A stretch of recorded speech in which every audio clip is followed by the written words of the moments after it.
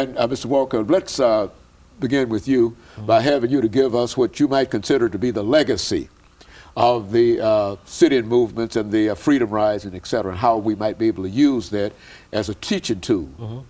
Well, I think one of the things about the legacy, and the legacy is extensive, but one of the things about the legacy is that at the time of the sit-ins, I was 18 years old. A number of others were 18, 19 in that area. And I believe that what happened was that youngsters in 1960 assumed a certain amount of social responsibility as far as taking this action for change. I would hope, as others would hope, that youngsters today would assume a like amount of social responsibility, and since they don't have the same kind of barriers that we have, recognize that things have gotten much better due to a lot of sacrifice made by those who came before them, and I should hope they would be inspired to be more serious about their education, be more serious about their behaviors in some instances. It's very sad that less than 50% of our students graduate from high school.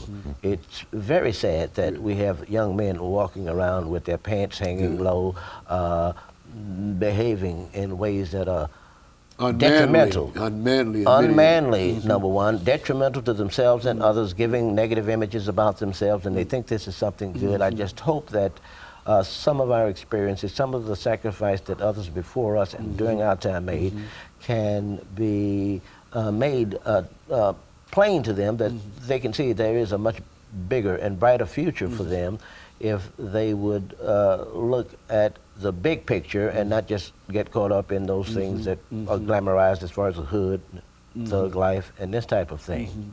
I do believe also it would be good if some of the lessons learned during the 60s could be made a part of the regular curriculum in the public school system here in Nashville. I understand that other cities have incorporated their civil rights experiences into their school curriculum.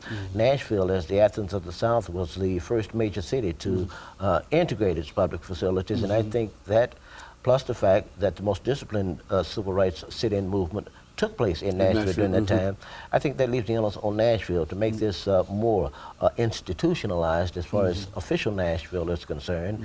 It's a shame that we have so few historical markers about this thing. It's a shame that we don't have a civil rights museum here in Nashville. We're still hoping that the city administration can make some formal proclamation about this 50th anniversary here in Nashville so that we can continue to live up to our image as the Athens of the South. So there's a real buried heritage in all of this. Is that what we're saying?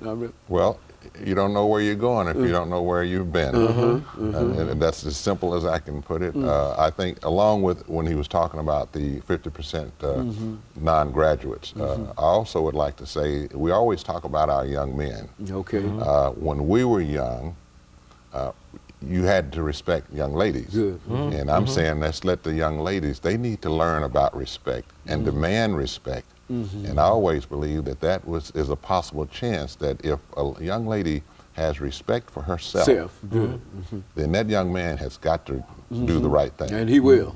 He's got to do the right thing. He will. James Brown said it best. It's a man's world, but it wouldn't be nothing without a woman. That's right. So all these young ladies have to do. To demand respect. Demand respect. That's right. That's the basis. Yeah, that's the basis. We were taught respect. To respect our mothers, to respect our sisters. I mean, if you know anything about the past, one of the biggest fights that you could get into was to say something about somebody's mother or their sister. There you go. See, because we respected them. All I'm saying to the young ladies is demand respect.